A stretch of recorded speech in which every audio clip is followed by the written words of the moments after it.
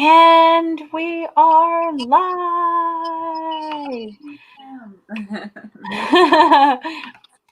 Hi, Alex. Hi. So, everyone, I have Alexandria Beauregard with me from Las Vegas this afternoon. Afternoon, right? Yeah.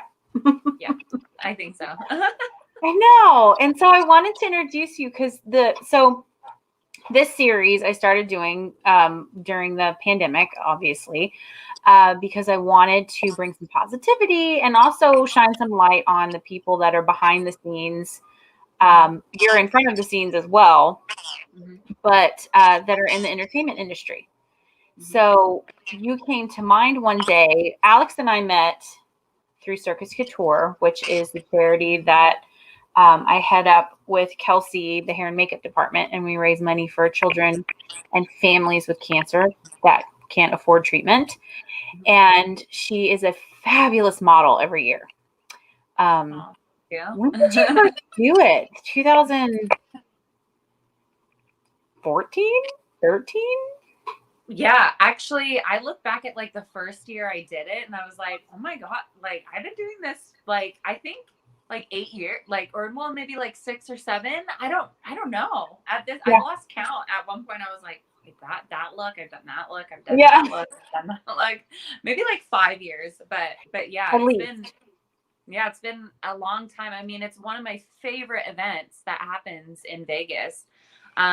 Just not only the cause, obviously, but just the people a part of it, like, meeting yourself. So you're so talented. And, Oh. Georgia and Jeffrey that I've worked with for so many years, like their talent is so great. It's just great to see artistry in Vegas because I think, again, we kind of are in this like corporate little show bubble. It's really weird, even though there's like artistic things and it's a really amazing city. Okay, that was my coffee just went even though like it's a really amazing artistic city in ways, like sometimes a lot of the show bubbles are just like I don't know how to explain it, but It's the normal like 40-hour week for a lot of people. It's just on a different, right. it's like 4 to midnight instead of 9 to 5, but it's you get up, you go to the grocery store, you go to the gym, you have the kids, you go to work, you get up. And Yes. so to have that creative outlet definitely helps. Yeah, no, and yeah, just every year working it was such a blessing because not only was it like in my first couple years, it was kind of like the first fashion show that like I ever actually like really did. I mean, I always Ooh. wanted to do this. Yeah, like I always wanted to do a fashion show when I was a kid, but I never had like, the stage or I just never did it, So like actually walking for Georgia and Jeffrey that first year, that was like my first time actually doing like a fashion show like that was like big like that. And I know that like for some people on the scale of fashion, they're like, oh, whatever. But for me, I was like, this is amazing. Like, and I think because there was a performance value with it, and I think that first outfit that I wore, it was like blossoming out of that like black. Do you remember? It was like a That was the black. one with the epaulets. That was the first year? Yeah, that was the first year, and then it was like a whole transformation, and it was like I don't know, that was like the first moment I really just I don't know, I felt so proud of myself just doing that. I don't know, I was a lot younger too, but it was amazing. I had no idea that was the first time. Well, Right. I mean, Are you we're getting in it. feedback? Sorry, I thought we were getting feedback. Okay, it's okay. I think there might be let me see if I can hear it. There might be a little tinge, but I think it's okay. Yeah, I think it's fine. Yeah, I had no idea because that was our first year meeting you, but that was the first time too that we saw you move, and we were like, "Who is this person?" And then I didn't. You had worked with Shane O'Neill, who is a amazing photographer there in Vegas, whom I love dearly. Him indeed, his wife, and to see those photos come out, that was my first experience of having to go through all of the raw photos and choose like 2 of you. Oh yeah, which yeah, is yeah. nearly impossible. Oh my gosh. Well, Yeah. thank you. I remember the night before, girl, I like partied so hard. Like I didn't go to bed till like 5 a.m. and then we had to be there at like 8 a.m. or something. And it was a whole day. But again, I was like, I mean, I didn't tell anyone, but I was a lot younger. If I try to do that shit now, no. You'd be like, I need help. It is. It's so true. Shane, you've done a lot of stuff with him over the years, and every year you can tell, like when photographers work with certain models a lot, and there's a comfort level there, as well as that you have extreme control over your body and understanding how the shapes and silhouettes work and what they're asking for.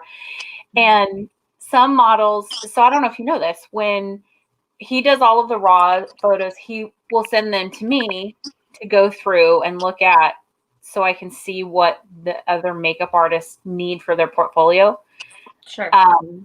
As well as what I think would work for the dancers and the models and stuff. But so I get something like 8,000 photos to go through.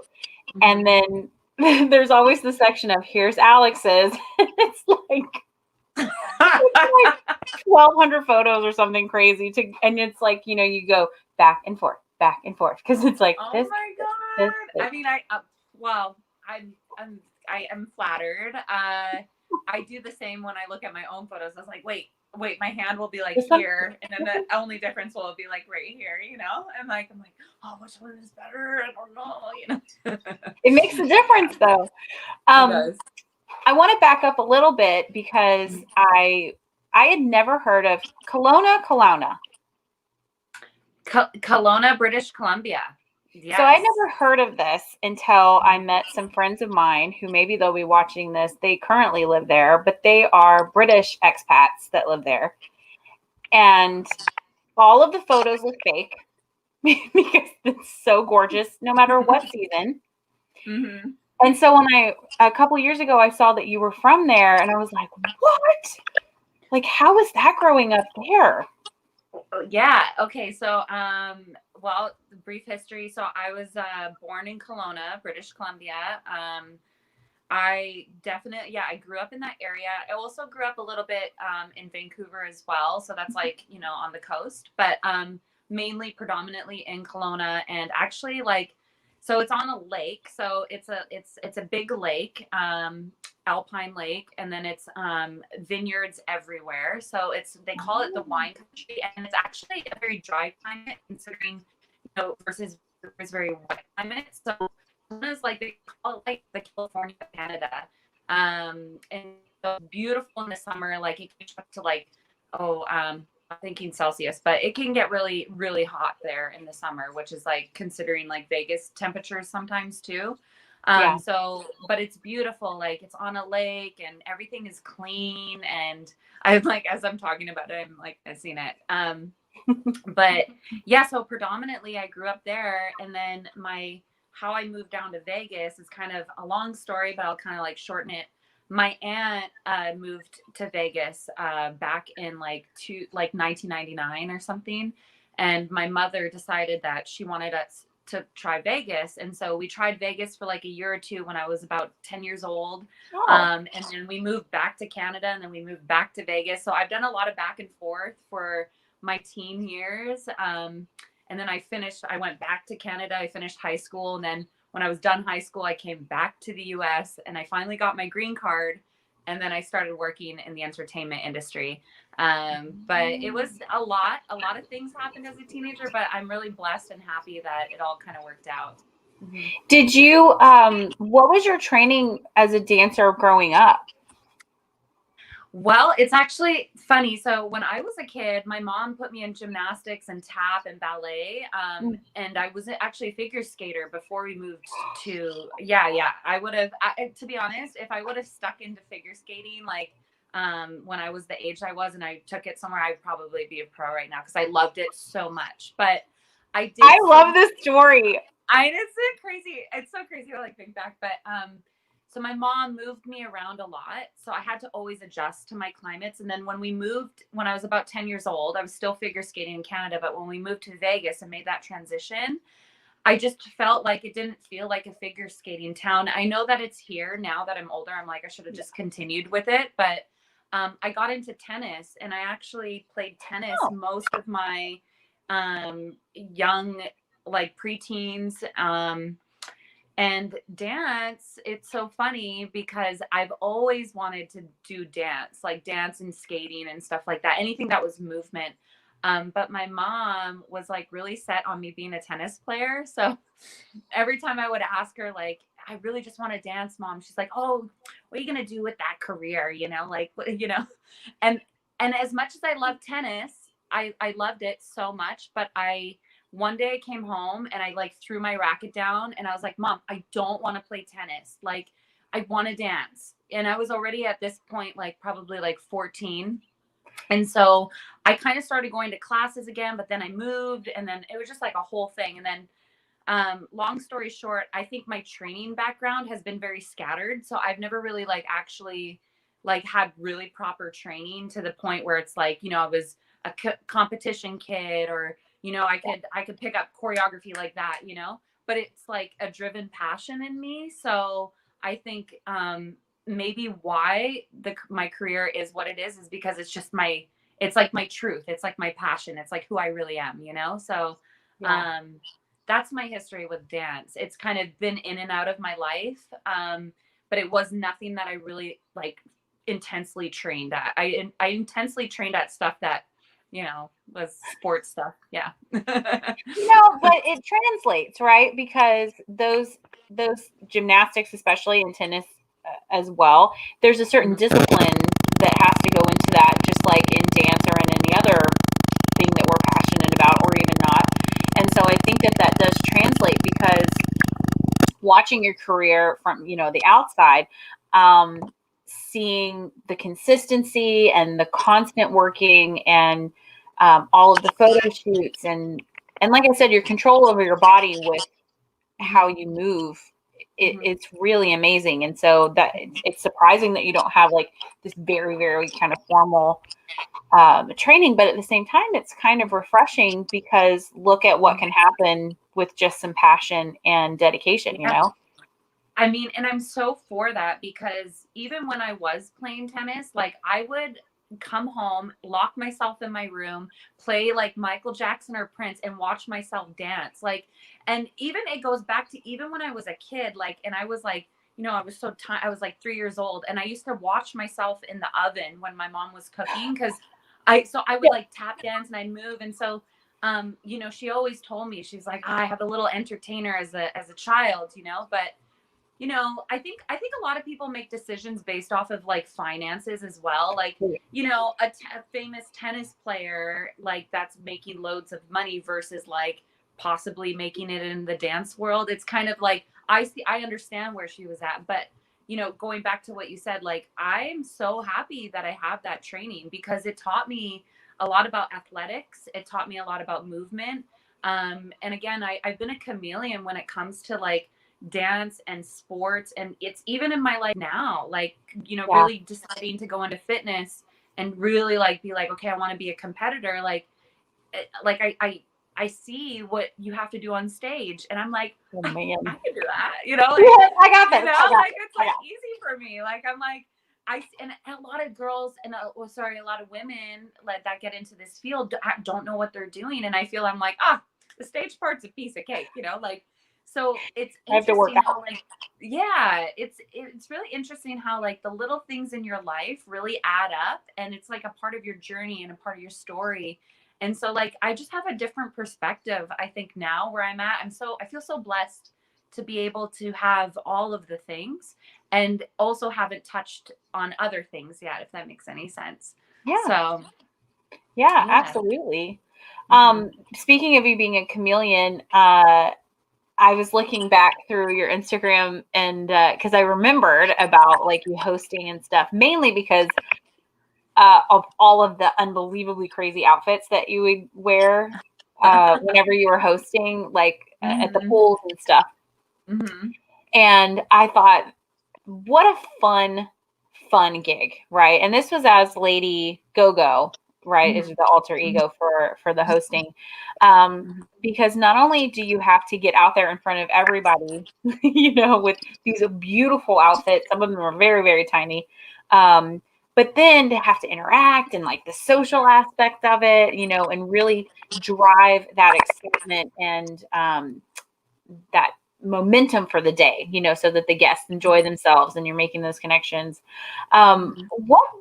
What made you come up with Lady Go-Go? And let's talk about some of these outfits that you collaborated with people on, because holy moly, they're awesome.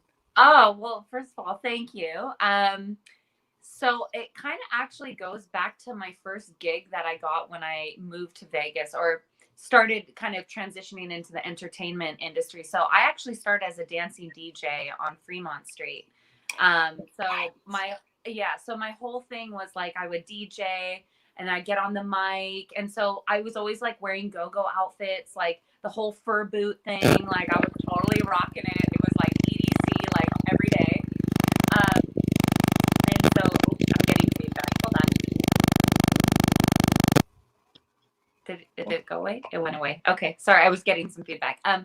And so basically I needed a DJ name. And for some reason I was like, I was really loving Lady Gaga because she first came out. Like that was like 2011 when she started coming out with her thing. So she just like came on the scene. Like that's another artist that I just really look up to, because she really came on the scene and just was like, bam, like it just, I don't know, what she did back then was like, we were all really moved by it, and really like, it was like shocking. It was like pop culture art. We were like, whoa. And so I think a lot of the lady part was like formed from her, but then the go-go part was, I was also a go-go dancer DJing, so I was like DJ Lady Go-Go. And then it became like an alter ego. And at one point I dropped it just because it was the Lady Go-Go, I think, is so similar to Lady Gaga that people were always like, is this a Lady Gaga impersonator? And so I was always confused with that. And then it just seemed a little bit not amateur, but it was just a vibe for the time. And then I was like, okay, I think I'm gonna put that aside and just use my name, because my name is awesome, right? Like everyone's name is awesome, and maybe something else, I'll form something else soon. But yeah, that's the whole story with Lady Go-Go. I love it. It's so awesome. I think too, so for me as a person that has always been more on the plus size, curvier, side of the spectrum, it's always been really great to watch women, especially, that are so confident. And I, my own insecurities and stuff actually don't really stem too much from that, surprisingly, but being like, oh my God, like she is amazing. She's a dancer and she's rocking this stuff. And now that's even moved into fitness and bodybuilding, which your mom's a bodybuilder growing up. So I wanted to talk to you a little bit about kind of body positivity. And do you find that it's easier for you these days or harder to kind of stay in that stable, confident place? Oh, well, so I guess I'll just get really honest with my experience with body positivity, because I think I used to have an eating disorder really bad. And I think this stemmed from a lot of stuff that happened in my childhood with abandonment, and just, there's a flip side to the story, right? There's always the good and the bad. And I think, I had an eating disorder for a very long time, and it's something that I really had to start taking control of. And I found that me getting into fitness the last couple years has really helped. Also, like, I enjoy eating food. Like, I love eating food, and not feeling like you can eat food. Sorry, excuse my French, but fucking sucks. Like, it totally sucks. And yeah, I love that I am in fitness now, and that I understand diet and nutrition, because I know it is the most important thing that we have for our just whole life. And being where I'm at now, it's like I've really been able to combat that. And something that really, I guess, just really like kind of crushed my soul was, everyone was like, oh, your body, your body, your body. But I had like an underlying eating disorder for a very long time, And so a lot of people don't know that. And like, that's something that I'm becoming a lot more comfortable talking about. And I'd also like to help people with that, because it's still something that like stems up, and it's like, oh, it's like I have to like stop that behavior, and Yeah. you know, certain things will be triggers, right? I've dealt with a lot of stuff as far as body positivity on the back end that nobody knows about, that I've really had to work through. But now where I'm at too, like, I think also like when I moved here and I started working, like, you know, getting breast implants and everything was like, it's still a thing, but like it was like a big thing. And I just, for some reason, I just was like, I just can't. I am like, I went to Can't the do it. doctor like 4 or 5 times, like I'm telling you, like, because you feel, especially in Vegas, you feel like you kind of need it, like for some reason, you know? And I just have to say, now where I'm at, I'm just so happy that I didn't do that to myself, and to each their own. Like whoever wants to do Yeah. whatever, you can totally do that with all due respect. But for me, where I'm at now, I feel so good that I've made decisions to keep my body natural and just keep myself and not go down a path, because I already went down the path with the eating disorder, that I'm like, I don't want to go down other paths where I'm, you know, getting something because I feel like it's going to make my jobs better or I'm going to look better. It's like, I just want to be comfortable in this and like honor this. And when you really start honoring it, it's like it shows, and people see that. Like they Yes. really resonate with that. Like when you just honor what you have, you know? So like I'm such an indicator to like just be you, you know, and honor what you have. Like if you love your curves and you talk to your curves every day and you're like, baby, you look good, like these guys, and that's amazing, because what you're doing is you're literally changing your cells. Like your cells are understanding what you're saying, and you're changing basically your water, your chemistry in your body by talking to yourself. So I try to do my best with talking to myself and just being grateful for what I have, because I know that it's a gift. Well, I think that it's really important that you share that side of your journey, especially in Las Vegas. I feel like even the people that I work with a lot come from competitive backgrounds and things, and so the eating disorders are really prevalent. You know, Mm-hmm. there, and Mm-hmm. especially in the dancers and that kind of stuff, because they have to maintain certain figures. And so I think it's very brave of you to express that that has happened and that you still deal with it and stuff. I really commend you for that. It's not Thank easy, you.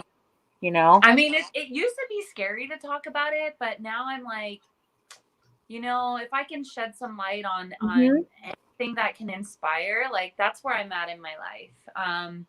And again, like I said, like it's still a work in progress. Like I still have to just talk myself, like when I go out to dinner with friends, because you know I'm very regimented, so I like my schedule, I meal prep, like, and me doing that, I'm always at my fullest self. I feel like the best. But then when I get off track and I'm doing dinner meetings and I'm drinking a little bit and I'm eating, you know what I'm saying? Yeah. It comes back up, and I'm like, oh shit, like I got shit to do the next day. Like, wait, this is taking me away from my goals, and it's this thing, you know? And so I really had to have balance with it, and just also allow myself to not be perfect and allow myself to be in the moment. And I think a lot of us make mistakes because we are always like, I don't know, like we always think of ourselves like doing all these other things, but yet like we've missed the moment that could be so special if we would just chill and allow the calories just to be, you know, like just let them be. Like you made the decision, eat it, let it be. Like, you know what I mean? Like, and so like I'm really trying to understand that balance. And I do like, I have cheat days, which are awesome. Like I'll eat like a stack of pancakes and I'm like, oh, like this is the best thing ever. But but then if I have too many cheat days, then there's something up. And so it leads me back to a lot of work that I've been doing with myself, where I'm actually in this thing of saying no. Like I say no a lot now, and it feels really good sometimes to say no, because I know certain things are going to take me away from my goals. And you know, I've even had this past weekend, I had like some slip ups, I had too many drinks, left my car, you know, like, you know, stuff that I obviously being responsible, but then I was like the next day it just ruined my whole day, you know? And I'm like, I'd rather have that 24 hours to do something great with it rather than the 8 hours I spent drinking at this thing where I didn't even need to be there, you know, and then making poor food decisions. When you start doing those poor decisions, it's like one thing after another. And I'm really learning that in my life, you know? Oh, it's Yeah. so great. It's so hard. I mean, I'm Mhm. going back on, losing weight after having the baby and stuff. And so really having to like wrap your mind around what the end goal is instead of just like at the moment and things. So I totally understand you.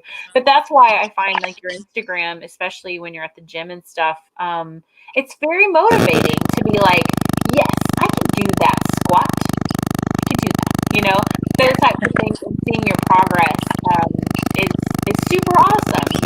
So, hats off for really Wow. putting the I time in. appreciate that. Yeah, no. And that's essentially why I always film myself and always put stuff up is because like I know that this is part of my story, but like I want to inspire, like I want you to like be like, hey, she's squatting, I'm gonna go squat too, and it also holds me accountable, like, and it's also like teaching me when I film myself, like when I set up my tripod, like I used to get so embarrassed setting up my tripod in the gym. I was like, oh my God, like what are people thinking? Now I don't give a fuck. I'm like, it is 2020, like I'm trying to make money, like you're trying to make money. I'll leave you alone, you leave me alone, like, and I've just like I have a whole other like respect for just even myself where I'm like, I enjoy doing this. I go to a gym just that's locally too, that doesn't have people everywhere, which I choose to do when I do film stuff. And I think it's great because it's kind of just it's quiet. I film myself. I learn every time I film. I'm like, oh, like my face looks really stupid right there. Like maybe you should be like, you know what I mean? Or just like my stance or something like that. Like there's something about my body position that's not right. So yeah. I love it. I love it. I especially like the ones where you're like, wow, I just almost died doing that one. So and you're like, oh my God, that was hard. No, there's certain. Well, I also have a trainer too, so he pushes me, which is another thing that I just want to tell everyone. I always suggest having coaches in your life. That's like one of the things that has changed my life is having coaches like fitness coaches. I also have a life coach that I work with. And spending money on coaches is like just so amazing. I don't know how to explain it. Like it's changed my life to actually put money back into the things that I'm trying to learn. Like, so anyone that has more knowledge than you that you can learn from, totally pay for it. Like, I wish I would have spent my money in my younger years on coaches. Yeah. Well, it's a sense of accountability, right? Yes. It helps you focus and have accountability on what you're trying to do. And because, there's so much noise and chaos. There's a little less noise right now with COVID, but at the same time, there's what am I going to do next? What am I going to do next? I have to, and so to kind of quiet that down and focus it in, having a coach, I think would be very helpful. Yes. Yes. I wanted to chat with you about some fun things. Okay. One is, I see that you have a bulldog, American bulldog? I have a bulldog. Yeah, he's an English bulldog. English bulldog. And what I have found, my friends that own bulldogs, they are like obsessive about bulldogs. Yeah. Like they love them. And honestly, they're very they have a lot of human characteristics where you're like, you used to be a human or something, because no, like they're moody, they have emotions, like they grunt at you when they're mad at you. Like I love bulldogs. My bulldog is so special. We actually rescued him from a home in Temecula about 3 or 4 years ago. So he is a rescue. So there's some things that we had to adjust with, but as far as just like their love, bulldogs have just the best love. I can't explain it. Yeah. They just they always get another one. Like, yeah. Yep. Once a bulldog owner, you're always a bulldog owner. Yeah, it's so funny. I've never had one, but I've had many friends that have them, and the level of love and obsession for this animal is really impressive. It's so cute, and he's So just, cute. what is his name? His name is Baxter, but we call him Poopy. So his name is just now Poopy. Or Pooper Snooze, but yeah. Oh my God, I love it so much. Do you have any other kind of gigs coming up that you're like any kind of shows, or because you were with Sexy, which was the burlesque Mm-hmm. review, that closed, yes? Well, Or yeah, did it? well, because of COVID. But Yeah. actually, it's so funny that you talk about Sexy. So I'm actually going to be doing a show again with them. We're doing a dinner show at Hustler nightclub. And so it's going to be the Sexy show, the Sexy cast, but it's going to be a dinner show. So I just sort of, like the opportunity arose, and I was like, yeah, I think I'm ready to do this again. Like, I left in 2018, but I was with them for like 4 years. So like I was there for a long time. So like when I left, I just wanted to try new things, and I did freelance for a while, and then I worked, at nightclubs and different. I did Mayfair, the 1920s style supper club, which is amazing, by the way. But it was great to kind of do something else. But as far as like right now where I'm at with everything, I think I took enough time away that I'm like, I could jump back in and, go do something for, the dates that we are doing it for. I think that would be really fun. But a commitment to a show right now, like I don't even know like what that would entail as far as like our new climate that we're in, like, is it going to be a 5-day week thing, or is it just like a couple days? Like, I don't know. I don't even think they know, as far as Houston is still pretty shut down, New York and everything, as far as like any of the bigger shows, they're having to figure out the backstage and rehearsals. And so I think kind of how you're doing it is what's happening, is they're just kind of starting small and then testing it and then crossing our fingers and hoping. So I hope that goes really well, and that it continues to flourish so we can all kind of get back on track here. I mean, I agree. I think that this whole, pandemic and what's happening with Vegas and the closures and things not coming back, I think it's going to be, as much as like, I guess I'm trying to be positive, but I think it's going to like make space for a lot of new art stuff to come in. And I really do believe that like the old way of things and the big corporate stuff and like the big show, like maybe it's going to kind of come and condense itself a little bit. And I think there might be a little more opportunities for like stuff that's a little smaller, which is more impactful. Maybe. I mean, I don't know, but I do think that these like big mega club things with these DJs that they pay like buku amount of dollars, like I just think that era might be over for a while, and then like real artists are gonna come in and still do amazing things, because the people that are gonna stick with it are like survival of the fittest, like no, that's a really interesting perspective, because I think that there's no way that those things can happen for at least another year, like the big giant. When did you ever go to a club that you weren't just right like on somebody? And that is not it can't happen. Well, and I was a part of Chaos nightclub, which was the big one that they opened at Palms, and they closed even before the pandemic. And I have to say, being a part of that, it was awesome, but I did see the end of an era for these mega club things, just because there was so much money dumped into the whole Palms Resort and the nightclub and everything, and even DJs, and you just saw the whole thing just completely shift in what people were spending money on. And again, like, our newer generation is probably not going to spend $50,000 on a bottle of champagne, like it's changing. Like the whole culture is just really changing, but I think it's so fantastic, because that means there's going to be room for art and things to come back that are going to be genuine and, you know, not so bougie and all about money. It's going to be, I think it's great. I'm actually excited for this wave. I think there's going to be a giant gold rush, and all of us, like, you're going to not be able to stop working. I'm not. Like, there's going to be so much good from this, and there's just going to be so much art and people that come out that are just doing amazing things for the right reasons. I really believe it. Yeah, I like this. I like this line of thinking. I think that you're on target with it.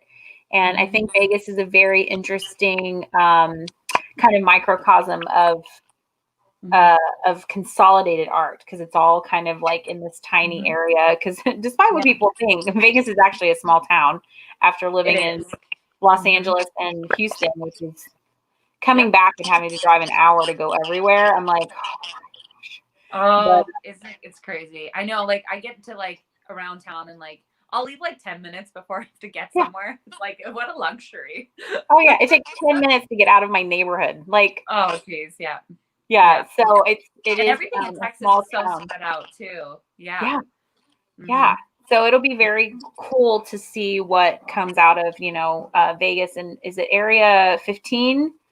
Area 15 is a cool thing. I mean, downtown is always like looking to create new stuff. I love, you know, I have to say something, and I always have conversations because a lot of people discredit Vegas as like a city where people come to die, and like it's just about like strippers and this, and then there's nothing wrong with that, which I love strippers, by the way. It's a piece of it. Yeah, no, but it's like, I think the stigma against Vegas is like people really just think this town is like, you're not really like, because, you know, we kind of battle with LA and the LA thing, but or the industry out there versus here and how it's different. But I honestly, I've met some of the greatest people in this town. I've met some of the most amazing artists from all over the world. So when people talk about the culture in Vegas, I'm like, kind of like, I don't believe anything these people say and they just talk about it. I think this is one of the greatest cities in the world. And I'm just so proud and happy that I've been able to be a part of it and see the movement. Like, I moved here. Well, I moved again here, but in 2008 when the crash happened. Yeah. And so like I was a part of that whole thing, how that was a whole thing. And now we're going through this whole thing. And I just feel like the strong will survive. And the people, again, Vegas has been so good to me. And I've seen it be so good to other people. And if you can really keep your head on your shoulders here, you can have a really good life. You know, the living is inexpensive compared to like LA or New York, you know. I guess it always depends on what you want to do too, right? Every city has its different thing. But here with the live entertainment aspect, I love it. It's so great. I do miss it a lot. It's I'm excited to come back and visit. I was going to be coming back in December. We're going to wait a little bit with the surge in cases, but we'll be back next year for Circuit Couture for sure in the fall. Yeah, they were going to do it in April, and I think we're going to maybe move it to the fall just to be safe, and which is great, you know, because then we can really put on an amazing show. But I am so excited to be back and have all the good food and, you know, just zip around and go from place to place. Before we go, I wanted to talk with you about, you're kind of doing a lot of self-healing and self-research and self-love and those types of things. Are there any particular mottos or anything that kind of carry you through on a daily basis that you find yourself saying to yourself over and over again? Yeah. Well, I'm getting feedback. Yeah. So, okay. So this one I've been saying a lot. I mean, it's not really like necessarily like quote out and like by someone, but I've been saying this a lot. Like, the one thing that we cannot get back is time.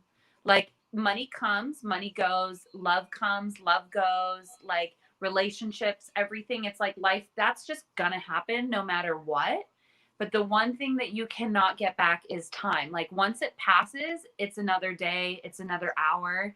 And I just feel that like I'm so my perspective on time has changed so much. Just what I can fit into a day and how it's so valuable. Like, a lot of us, again, I think when we're not really like goal oriented or focused or writing things down and having our schedule, like sometimes we're doing stuff and we're like, we're not really wanting to even do it. And so we're wasting time, and I just feel like when you start to value time, you start to value yourself and what you can do with that time. And like, I just want to do everything. Like, I'm on DJ, like I'm at IKEA and I'm like making my room and I'm like, okay, what else can I do today? Like, and I get really excited because there's always something to do. There's always a book to read. There's always something to research. There's always someone to talk to.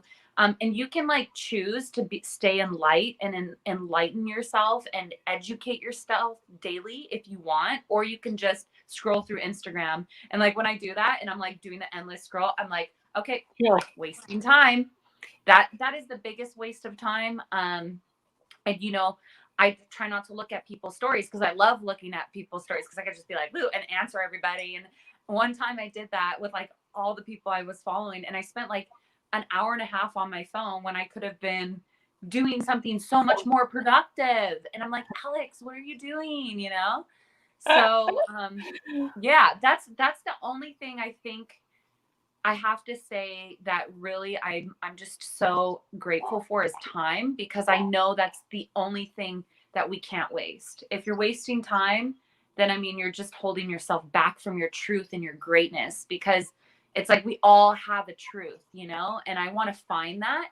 And I know that if I'm wasting that time that I could be finding my truth, it's just like, well, that's not a purpose for my, human self. Like I should be trying to find that truth at every moment of the day, Yeah. No, that's a really great one. I'll have to put that one in my reminder cap along with so many.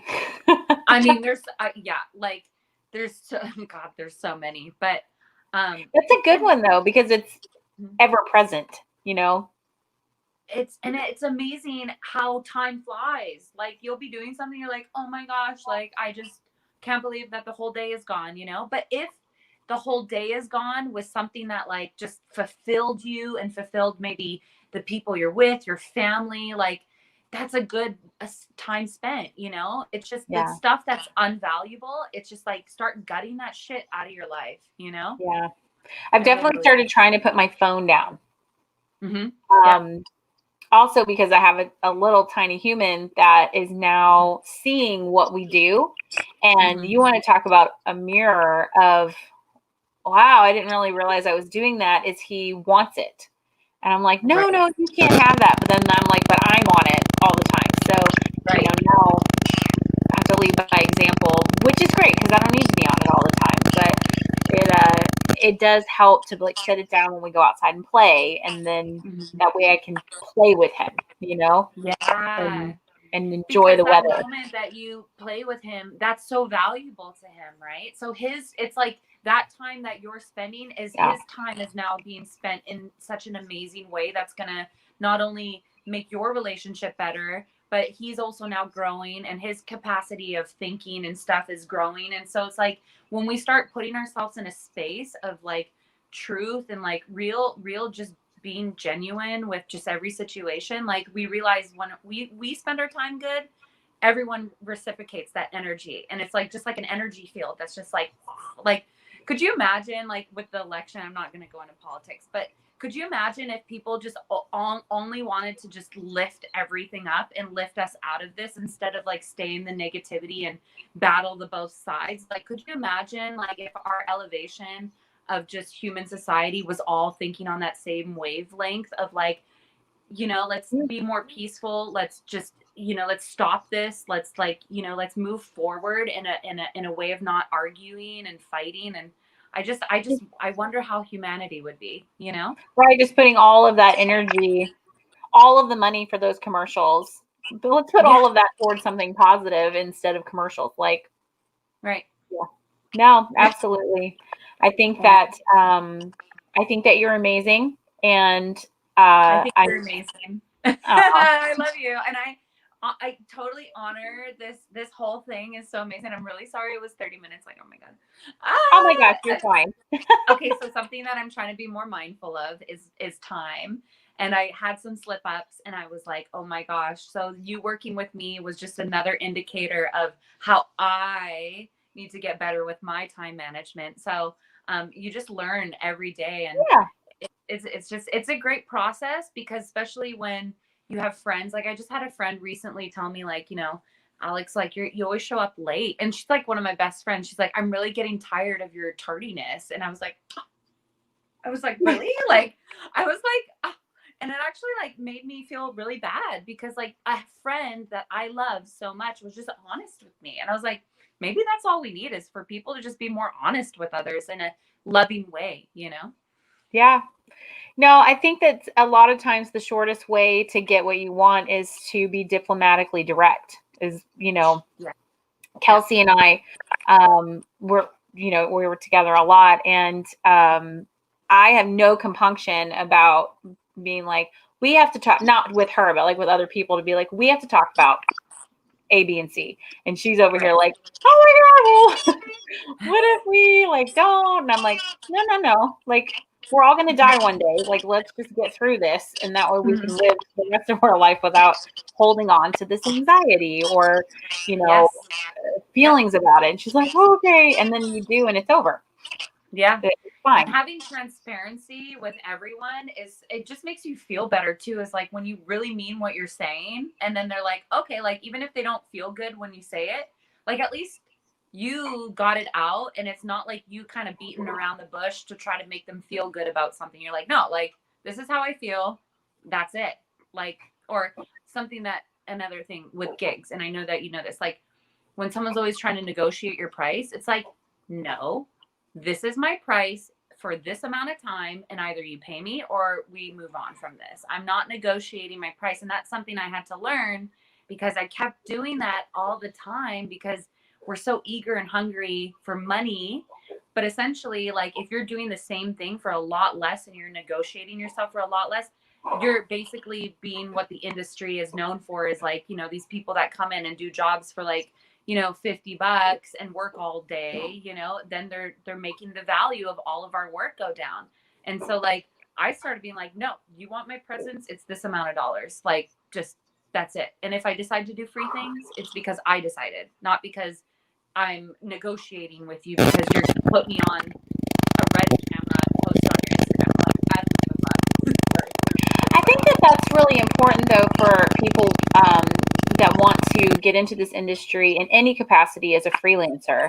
I just had this conversation with a wig artisan the other day about pricing, because a lot of us are really great at the creative side of it, but the business side of it, it's very difficult to hold that line and tell people what you're worth, and to look back at how much experience you have and how much training you have, and that goes across the industry that we're in. So it's good to hear that and is going back to your time too, right? Like time. So like that's another thing. Like just because we're creatives and people are like, oh wow, this is fabulous, like we need your presence for this thing and we're gonna you in this, it's like, but what you're doing is you're paying for my time and my expertise, like at one point, because I've been a part of things where, again, someone will try to negotiate, and I've been in spaces where I'm a lot younger and I don't understand, where they negotiate with me. And then in the end, I get nothing from it. I didn't get what I wanted. And I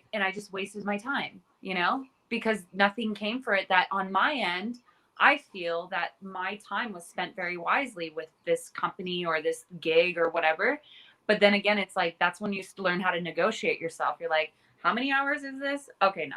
Not for that price, or it's a whole I thing. rent, I have bills to pay, they don't pay for themselves. Right, exactly. So I think it's good for us maybe to move into this new time we're coming in, to be a lot more as artists, like maybe I'm maybe talking to myself right now, but learning and educating ourselves on how to, talk about money. Like that's a big thing. I'm actually reading Jen Sincero's book, like You're a Badass Making Money, which is a really good book. And I'm just sort of getting through it. And I'm like, wow, like she was a freelance writer until she was 40, like living in like, people's couches and small little studios, and so like, and it wasn't until she like woke up one day, she's like, I need to take the bull by its horns right now. And I think that's a lot of us entertainers and artists and people in this industry, is like, we got to really stand up for ourselves. Well, and I think you're right, especially coming back into the industry, because the assumption is, oh, you haven't been working for 9 months, you're going to take anything you can get. instead of a lot of my friends that are artists have been putting money out that they're not necessarily getting in by taking more classes, by honing those skills, by upping the skills that they already have. So they're actually going to come out of this pandemic and quarantine actually more skilled than when they went in. Right. And so therefore actually worth more. And Right. it'll be an interesting struggle to see happen, that hopefully the artist will win.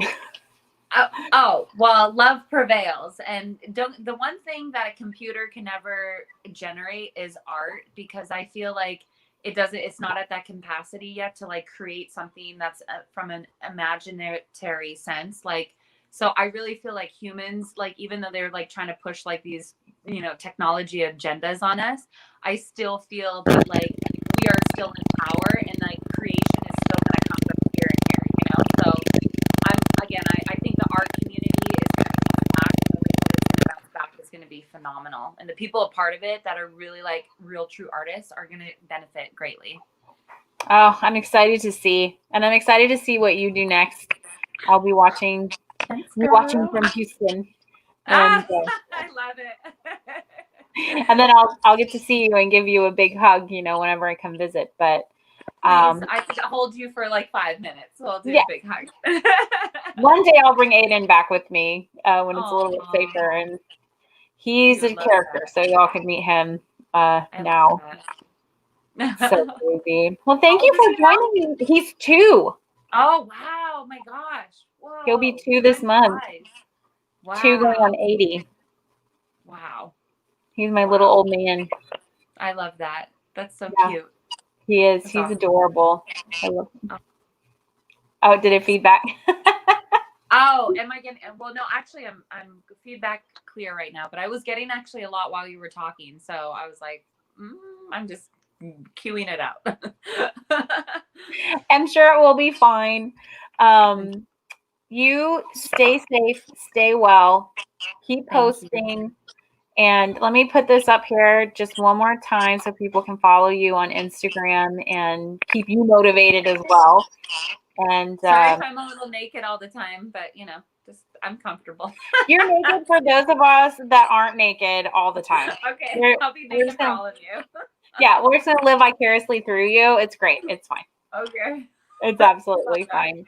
I love you, and I'm sending you all of my love and light from here to you, and we'll see you on the flip side. Yes, I love you, Megan. Thank you for this. So fun. Bye. So it'll take just a second.